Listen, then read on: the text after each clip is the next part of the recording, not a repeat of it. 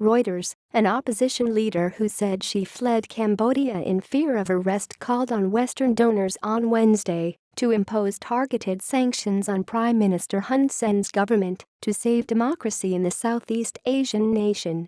Sochua, 63, left Cambodia on Tuesday, saying she had been tipped off that she was among the next targets of a crackdown in which opposition Cambodia National Rescue Party (CNRP) leader Kem Sokha was arrested a month ago and charged with treason. Elections are due next year and the opposition party has accused Hun Sen, 65, of arresting and harassing its leaders and other critics so he can extend over 30 years in power. The time for statements has passed. It's time for sanctions, targeted sanctions. Also suspension of technical aid to the government of Cambodia, Sochua told Reuters.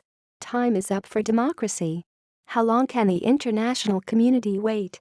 She was speaking to Reuters in Southeast Asia and requested that the location not be specified because of security concerns. She said last week that around half the CNRP's members of parliament had fled Cambodia. The sanctions could include visa restrictions on top officials, Sochua said, but should not target the exports of garments, mostly to the United States and European Union, on which the livelihoods of hundreds of thousands of Cambodian workers depend.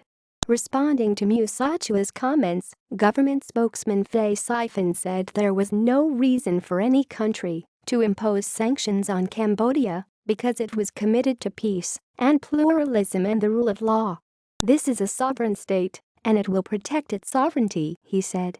He said he could not comment on any potential arrests because that would be a matter for the judiciary.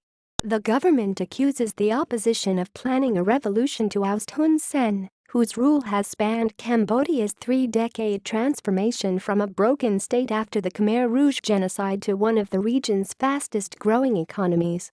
Hun Sen has called it a color revolution, similar to movements in parts of the Balkans and the former Soviet Union in the 2000s. Since Kem Sokha's arrest, Sochua had emerged as his most outspoken deputy. She said she grew worried at the weekend after suspected plainclothes police followed her to rallies in the countryside.